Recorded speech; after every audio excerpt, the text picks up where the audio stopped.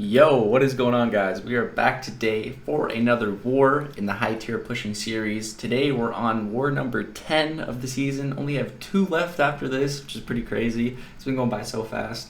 And so currently, as it stands right now, we are at 3 deaths total for the season, and all 3 of those were in the last war. So the goal of today's war is to not die. That is the only goal. So we're starting out on path number 3. And our team is Omega Red, Sabretooth, and Magik. So we just took Magik to rank 5, bringing her to war now. And so here we have a Havoc up first, and I just brought on a little boost, nothing crazy. I'm not worried about this fight in the slightest. I did a much harder version of this fight on one of the previous wars, and it went really well. So yeah, I'm just gonna nail my reparries, and apply those degens before they expire. I'm not gonna really hit him any other times. This node has the Psychic Thorns. So using Omega Red, you only really want to use mediums and heavy attacks. But yeah, I'm just going to not really hit him. Right there I hit the reparry, but I couldn't parry stun that last hit. So yeah, going to evade the special 2 here. Right here I throw the L1, just trying to get a little bit of healing before the fight ended, but I actually took Thorns damage, and then I didn't get the healing, so slight miscalculation there, but it's fine. We're going to heal up from Willpower with the bleed on the next fight, so it doesn't really matter. Next up we have a Bishop, and I fought a Bishop on this node before, and it was super easy, so I'm not worried about this fight either. The goal is to not even let him throw a special, so we're going to start out with heavy attack, and we're only going to use heavy attacks here because we want to give him the least amount of power possible, all while dealing the most damage possible over time with that degen and those spores. So yeah, apply one more heavy attack here. He's already going down super quick. 6 hits in, he's almost dead. Gonna let that degen fall off. Then one more heavy attack. That's all she wrote. First 2 fights, super easy. Yeah, there's nothing to it. Now we move into section 2, and I have a Red Skull, and this is another flow defender, and this is the node I died to last time. There's a Heimdall. I shouldn't have died. That was the one death that I really look back on and just with disgust. But today we don't have cores, we have Magik, so I don't boost at all for this fight because I'm not really worried about it. I'm just gonna play slow, and once I get to my special 2, the fight is essentially over. I just need to get him locked down. So you'll notice I'm only doing a couple hits, and then I'm backing off to parry just to stop any kind of flow power gain. And yeah, it's going pretty good. Just baiting his L1s. If he does get to an L2, it's not the end of the world. I kind of know how to evade it, but I don't think I would try in a war unpracticed. But blocking it wouldn't do that much damage anyways. But yeah, here we get him power locked, and this fight is essentially over. Yeah, Magik, she's great. She's not hitting the hardest right now. I don't have any boosts on, don't have any synergies for her, nothing really crazy. But, she's doing all right. Red Skull also has a ton of armor ups, so that's also lowering my damage output. It's kind of annoying, but it's fine. The mastery build that I'm running for this war is half suicides, so I have no points in Liquid Courage, which gives you a little poison debuff. Because with this team, Omega Red gets his bleed from the suicides, and Magik, she gets recoil, which is, you actually want recoil with Magik, because you take damage on your specials and then you heal it back with Limbo.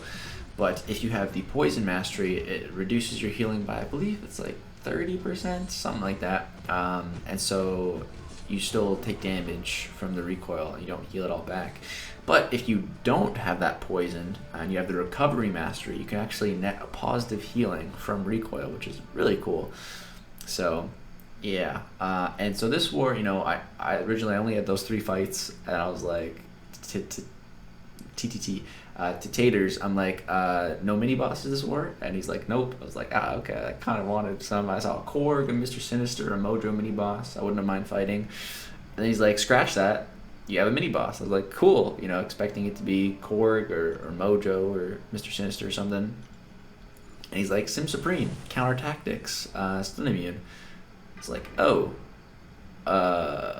okay. I was a little scared of this fight, so I boost up here. I put on some Mystic Boosts, Power Start 1. I take off Dexterity, And so notice what I do at the start of the fight here. This is the B-Manny strategy. So the second I see that I have Limbo, I let my block down, let him hit me, Limbo heals it all back, and then I get to a special 2 super quick because you get more power when the opponent's attacking you than attacking the opponent, and he can't get flow if he's hitting me and I'm not hitting him. So yeah, got to special 2 super quick, got this fight locked down. And now, you know, I'm going to play safe. I'm not going to go for the intercepts on this fight. Taters told me to just play it safe, so that's what I'm going to do. And you'll notice that I'm reparrying, even on this fight, even on a stun immune fight. And it's just right there, 2 parries, you know, just to reduce block damage. So, you know, even when you can't stun the opponent, the reparry method is still useful, man. There's so many uses for it. But yeah, everything's going pretty good in this fight so far. Like I said, I'm not going to go for those crazy intercepts. Just going for these L2s. The Mystic Boost is making them hit hard and giving me some good power back. Limbo is keeping me decently topped off. And yeah, he goes down. No sweat. Took a bit of block damage, but that was my last fight for the war, so it didn't matter. And yeah, we achieved our goal of not dying. Now I have a couple more fights for you guys. Courtesy of Dreamin'. He actually sent over these fights. So it's a 6-star rank 3 Corvus. So yeah, Dreamin' is currently deathless this season with his rank 3 Corvus and rank 3 Ghost. The videos he sends, man, it's crazy. He's Corvus, man. So we got 2 fights from Dreamin' here. First one is Mr. Fantastic. And so he's trying to get the evade charge at the start here. So he's gonna wait for Mr. Fantastic to evade right here. Then he's gonna go for the heavy attack to get the charge. Unfortunately, Mr. Fantastic evades right here. Hits him a little bit, but that's fine. His Corvus is pretty tanky. Gonna try again here. Here he does get the charge here. So now he's at 2 charges. Throws the L2. Does decent damage, but notice now his damage falls off a lot. That's because of the taunt from Mr. Fantastic's special 1. His mediums went from hitting for about 10k down to 6k, so big attack reduction. Stupid taunts. Right here he's going to throw the special 1. He doesn't want to throw too many special 2s because then his special 2 will have the crossfight ability for the next 5 fights and it'll hit really weak. You don't want that. So unfortunately here he actually runs out of charges. I think this is the first time he's run out of charges in war with his 6-star Corvus, at least that I've seen. Pretty funny, but yeah, he's fine. He's actually healing up a lot from Mr. Fantastic's debuffs, that willpower, so it's pretty funny. Mr. Fantastic can just heal you up, and he got out of that fight fine. But the next fight is actually really interesting. So it's against Human Torch. So this fight's bugged. We're thinking it's due to the limited immunity node, but basically, you know, Human Torch, how you gain smolders is whenever you throw a special attack and it gets blocked, whenever you get hit by energy damage, or whenever what's it called? Energy damage and I just had it on the tip of my tongue. Oh yeah, whenever you get an incinerate on yourself, it turns to a smolder. But right here, when Dreamin' was parrying, Human Torch was actually gaining smolder. And you can see, for each smolder on Human Torch, when you hit him, there's a 10% chance for you to be incinerated. So Dreamin' lost 50% of his health right there due to that bug. Pretty crazy, man. So that should not be happening. Human Torch should not be gaining smolders from the parry. Like I said, we think it's the limited immunity because he was immune to the parry stun. He was getting the incinerates, kind of like if he was immune to an incinerate debuff, he would get the smolders. I think that's what's happening there. That's what it kind of seems like. But yeah, so just be careful. Kabam. Fix that, please. That's pretty silly. But yes, so thanks to Dreamin' for sending those over. A link to his war video will be in the description below. You should check him out. Like I said, he's deathless this season. Pretty crazy. He's killing it. Well, now let's go take a look at the scoreboard for the season and my stats for the season. Yo, we're back, guys. So we ended up winning this war, which feels good after losing the last 2 against Kenobi and New Nation. We ended up with 12 deaths. Pretty good. They had 59. Shout out to the MVPs. We got Bryn, DT, and B-Manny, all beasts. Let's see, I was 26. Not many fights that war. But actually, big shout out to Taters for taking the boss. It was a Weapon X boss. He actually soloed it with Archangel, which is pretty dope. So a link to his video will also be in the description along with Dreamin'. So you guys should definitely check their wars out. They upload all their wars, some cool stuff. If you want to see some different point of views from my battle group. So actually for the season now, we actually still have a shot at the top 3, I guess. Like if all the right things happen, we're currently sitting at 5th. So you never know if we get lucky with the matchups and some people above us lose, and we either beat them or get like a really good matchup where nodes get left up or something. There's a chance we still make top 3. Who knows? We're gonna keep trying our best, but master is secured, so that's cool.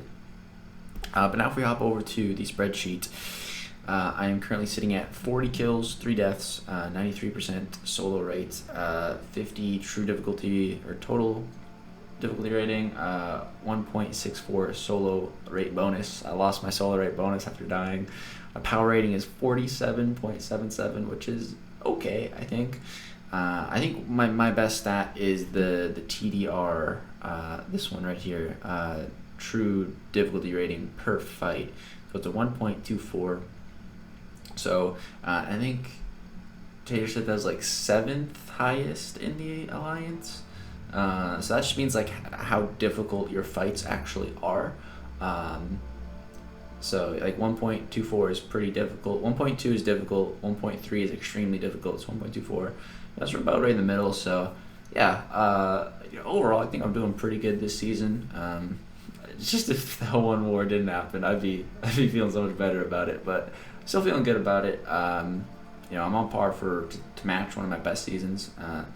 And yeah, I'm actually pretty proud of how I've been doing so far. We got 1 boss kill too, and unfortunately there was no Mojo boss this war, but I hope I'll get a chance if there is a Mojo boss in one of the next wars, because I think I can solo one. I've been practicing. I'm feeling pretty good about it with Magik. As long as I can perform on the spot, I got the mechanics of the fight down, the intercepting down. So yeah, that'd be really cool. It would be a great way to end the season, adding another boss kill solo to it, because the Annihilus one was dope.